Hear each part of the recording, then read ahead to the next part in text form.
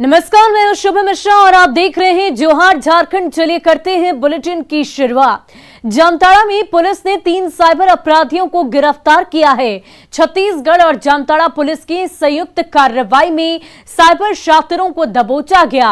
अपराधियों ने छत्तीसगढ़ के रायगढ़ जिले में एक शख्स से BSNL सिम वेरिफिकेशन के नाम पर 4,18,000 की ठगी की थी, जिसके बाद जामताड़ा पुलिस की मदद से करमाटाड़ थाना क्षेत्र में साइबर अपराधी राजेंद्र मंडल, सूरज मंडल और मुकुल कुमार को रंगे हाथ गिरफ्तार किया गया।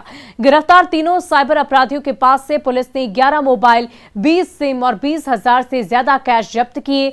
साथ ही मौके से फरार 6 अपराधियों की गिरफ्तारी के लिए पुलिस की छापेमारी लगातार जारी है।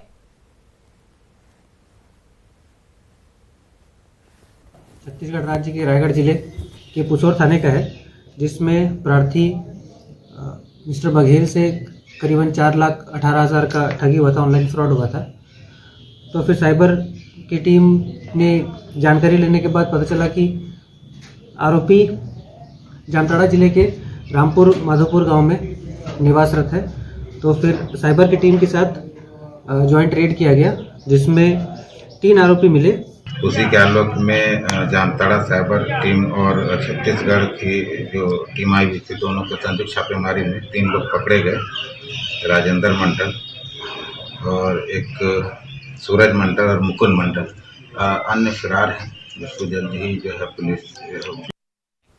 और रांची के नामकुम थाना क्षेत्र से पुलिस ने फर्जी DSP और इंस्पेक्टर को गिरफ्तार किया है। आरोपी जहांगीर और फिरोज फर्जी पुलिस वाले बनकर NH 33 पर ढाबा संचालकों और वहां रुकने वाले ट्रकों को अपना निशाना बनाते थे और अवैध वसूली करते थे। फर्जी पुलिस पदाधिकारी बन अवैध वसूली का ये खेल रांची टाटा रोड पर चल रहा था और इसी सिलसिले में एक ढाबा के संचालक से इन्होंने 17,000 रुपए जबरन वसूले थे और अगले दिन सुबह फिर से 12,000 ढाबा संचालक से डिमांड की गई थी। मामले की जानकारी मिलने के बाद पुलिस ने शिकायत दर्ज कर SSP के निर्देश पर टीम का गठन किया और नामकुम पुलिस ने इस गिरोह को गिरफ्तार करने में सफलता पाई। गाड़ी का कागज तो ठीक ही है, इसलिए भी माननीय न्यायालय के द्वारा इसे मुक्त किया गया था और आज के डेट में भी उसी गाड़ी को यूज किया गया। तो जो बेटर अच्छा साक्ष्य है, वही हम लोग इस बार देके फिर उनको ज्यादा से ज्यादा दिनों तक रखने की कोशिश करते हैं। वहीं गोड्डा के मोहनपुर बंधन बैंक लूटकांड मामले में महागामा पुलिस ने कुछ रोज पहले जियाउद्दीन नामक एक व्यक्ति को पूछताछ के लिए हिरासत में लिया था। जियाउद्दीन की गिरफ्तारी के बाद उसकी गर्भवती पत्नी की तबीयत बिगड़ती जा रही थी और आज इलाज के दौरान जियाउद्दीन की पत्नी और बच्चे दोनों की मौत हो गई। पत्नी की मौत के बाद पुलिस ने जियाउद्दीन को छोड़ा, लेकिन घर जाने के दौरान जियाउद्दीन की तबीयत भी बिगड़ने लगी और उसके बाद परिजन जियाउद्दीन को फिर से थाने लेकर पहुंचे और महागामा थाना पर बेरहमी से पिटाई का आरोप लगाते हुए जमकर हंगामा किया, जिसके बाद पुलिस ने जियाउद्दीन को इलाज के लिए महागामा रेफरल अस्पताल में भर्ती कराया है। इधर में कहीं बैंक का डकैती हुआ था, इसको घर में सोया था, उठा के ले आया, बांध के यहाँ सोया था। उठा के लाने के बाद इसका पत्नी बेहोश हो गया। बेहोश होने के बाद हम थाना खबर किए। थाना बड़ा बाबू बोला ठीक है, अच्छा छोड़ देंगे सवेरे, नहीं खाली पूछताछ में ले जा रहे हैं। और ला के 4 रोज से पूरा इसको टॉर्चर कर रहा है, मार रहा है। अभी तो लड़का, अभी इसका पत्नी भी मर गया, बच्चा भी मर गया, ने इसको छोड़ा और अभी इसको अभी बेहोश है। अभी जब बेहोश हो गया तब हमको लाके फटाफट बोलता है कि लेके जाओ, जल्दी इसको लेके जाओ। और मुख्यमंत्री हेमंत सोरेन ने तेलंगाना के मुख्यमंत्री के चंद्रशेखर राव के साथ मुलाकात के बाद फिलहाल कोई खुलासा नहीं किया है। हेमंत सोरेन ने कहा है कि जब 2 राजनीतिक दल के नेता मिलते हैं तो राजनीतिक बातचीत होती है। उन्होंने अपनी बात कही है, आगे फिलहाल कुछ नहीं कहा है। कि चंद्रशेखर राव शहीदों के परिवार के कार्यक्रम में आए थे। शिबू सोरेन से उनका पुराना रिश्ता रहा है, इसलिए वो परिवार के साथ आए थे।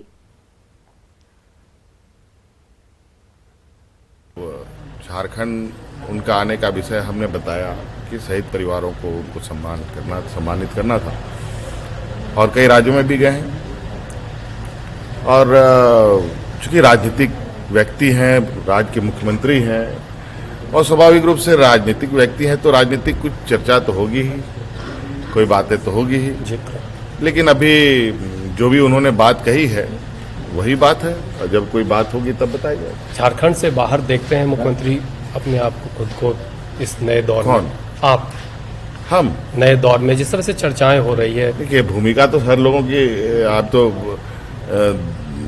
विधायकों की भूमिका भी पूरे देश के स्तर पर है।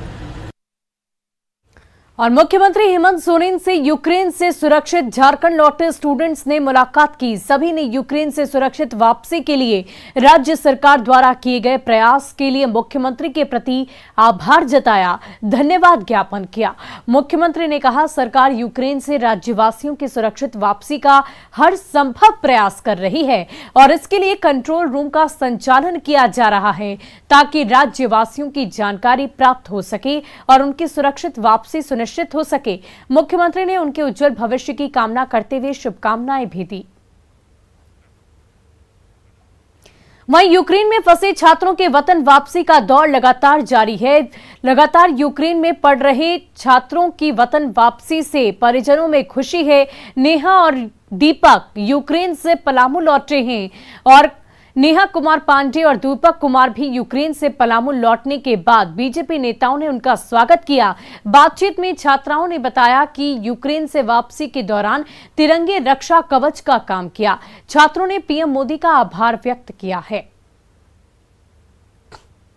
यूक्रेन इवानो फ्रैंकोविच कॉलेज में पढ़ने वाली हूँ और सिटी में भी रहती हूँ और वहाँ पे वार का जो सीन चल रहा था उसके चलते मुझे इंडिया आना पड़ा और इस पे सरकार सीएम और पीएम नरेंद्र मोदी जी के आयोजन की वजह से सकुशल वापिस आ गई और उनका सहृदय अभिनंदन करना चाहूंगी और धन्यवाद करना चाहूंगी।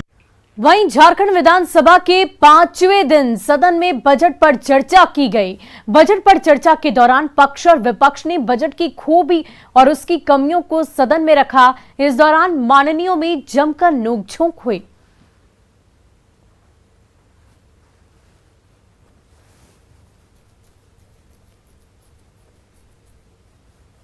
इस तरह से आदिवासी, गैर आदिवासी, मूलवासी लोगों का जमीन अगर कोई घेर लेगा, कहां लोग जाएंगे? क्यों इस पर कानून है जब यहां पर सीएनटी एक्ट है? क्या कोई सेलेबल है और वो बोलता है मैं इस जमीन को खरीद लिया हूं? कौन देखेगा? आज यहां का डीसी बेपरवाह है। आप बहुत मैं सरकार से आग्रह करूंगा, ये डीसी को और सीओ को टाइट करे, वो देखे क्यों जमीन का हस्तांतरण हो रहा है। उसके पहले भी हुआ था, ये तीसरा बजट है और उसके बाद भी बोलते हैं खजाना खाली है अध्यक्ष महोदय। खजाना खाली रहता है इनका अध्यक्ष महोदय, इस सरकार का खजाना खाली रहता है अध्यक्ष महोदय, लेकिन BMW कार के लिए खजाना भर जाता है अध्यक्ष महोदय। मैं यूँ कहूँगा कि बजट संतोषजनक है और इस सरकार से इससे बेहतर बजट बनाने की उम्मीद भी नहीं की जा सकती थी। माननीय वित्त मंत्री ने बहुत चीजों को साधा है, पर सवाल है कि बजट का क्रियान्वयन कैसे होगा। भाग लिया, सभी ने अच्छी सलाह सरकार को दी, हमको दी। कुछ लोगों ने, एक अंग्रेजी में शब्द है लेफ्ट हैंडेड कम्प्लीमेंट, आप कम्प्लीमेंट में प्रशंसा कर रहे हैं तो लेफ्ट हैंडेड कर रहे हैं, एक उसको हिंदी क्या होगा, लेफ्ट हैंडेड कर रहे हैं, उस पर प्रशंसा कर रहे हैं कि खिलाफ बोल रहे हैं, पता नहीं चलता है। और गिरिडीह में जेएमएम ने अपना 49वां स्थापना दिवस बड़े ही धूमधाम के साथ मनाया। कार्यक्रम का आयोजन झंडा मैदान में किया गया। कार्यक्रम में मुख्य अतिथि के तौर पर शिबू सोरेन ने शिरकत की। कार्यक्रम में नेताओं और कार्यकर्ताओं का हुजूम उमड़ पड़ा। कार्यक्रम में शिबू सोरेन के अलावा मंत्री हफीजुल हसन, मंत्री जगन्नाथ महतो समेत कई दिग्गज नेता शामिल हुए। ये हम लोगों ने तय किया है कि हरिया हमारा धर्म और क्या बोलते हैं पूजा पाठ में काम आता है, इसलिए हम हरिया बनाएंगे पिएंगे, लेकिन शराब महुआ का है उसको बंद कर देंगे, वो कभी नहीं करेगा। और अब बात जियो वर्ल्ड सेंटर रिलायंस इंडस्ट्रीज की डायरेक्टर और रिलायंस फाउंडेशन की चेयरपर्सन नीता अंबानी की। दरअसल उन्होंने देश के सबसे बड़े कन्वेंशन सेंटर को खोले जाने की एक बड़ी घोषणा की है। जियो वर्ल्ड कन्वेंशन सेंटर मुंबई के बांद्रा कुर्ला इलाके में 18.5 एकड़ में फैला है। कंपनी के मुताबिक इस सेंटर के पीछे नीता अंबानी की सोच बताई जा रही है। ये वही कन्वेंशन सेंटर है जहां 2023 में इंटरनेशनल ओलंपिक कमेटी की बैठक होना तय किया गया है और इस वर्ल्ड सेंटर का डिजाइन भी बेहद खास है। इसके 1,07,640 वर्ग फुट में बने 2 कन्वेंशन सेंटर में 10,640 लोग बैठ सकते हैं। 1,61,460 वर्ग फुट में फैले 3 प्रदर्शनी हॉल हैं, जिनमें 16,500 अतिथि एक साथ कार्यक्रमों में हिस्सा ले सकते हैं। इसके अलावा 3,200 मेहमानों के लिए बॉलरूम और 25 मीटिंग रूम की व्यवस्था इस सेंटर में की गई है।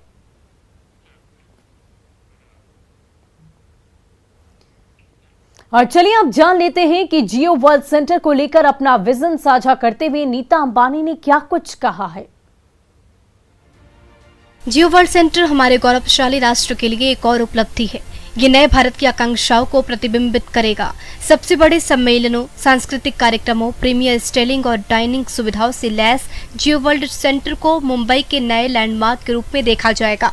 ये एक ऐसा केंद्र बनेगा जहां हम एक साथ भारत के विकास की कहानी का अगला अध्याय लिखेंगे। और आइए अब देखते हैं क्रिप्टो की समझ।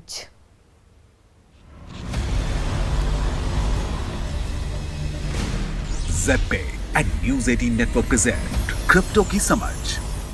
ZebPay and news 18 network present crypto की समझ के नए एपिसोड में आपका स्वागत है। यहां हम आपको बताते हैं क्रिप्टो जगत की अहम खबरें और जानकारियां। हाल के महीनों में क्रिप्टो करेंसी बाजार में मंदी के बावजूद कॉइनबेस 2021 की Q4 में उम्मीदों से बेहतर प्रदर्शन करने में ये कामयाब रहा है।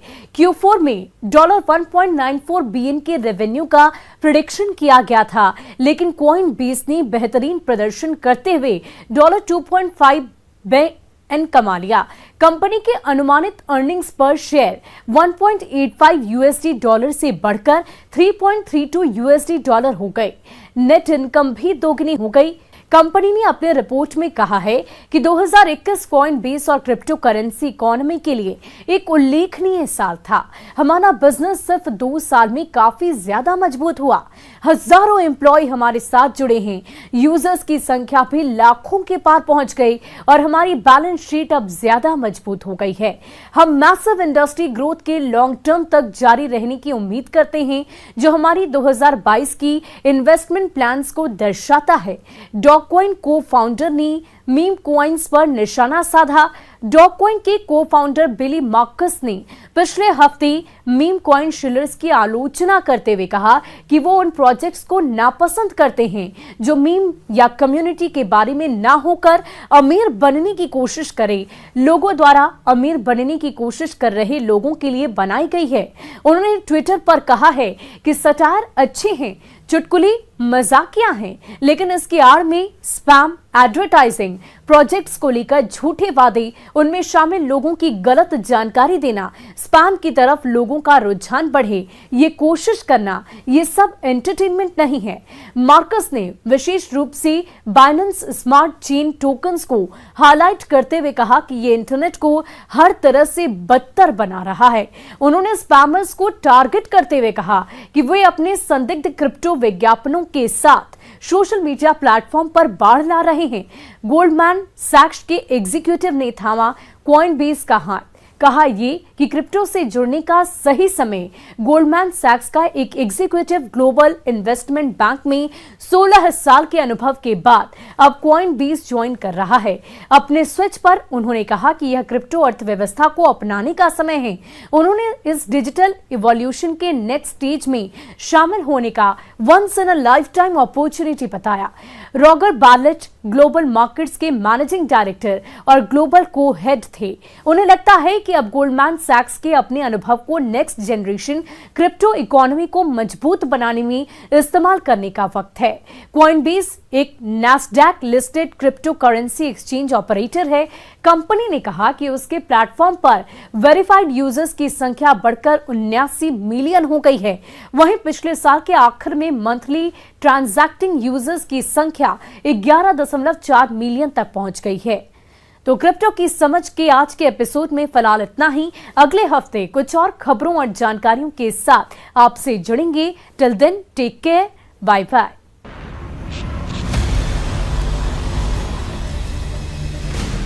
ZPay and News 18 Network present crypto की समझ।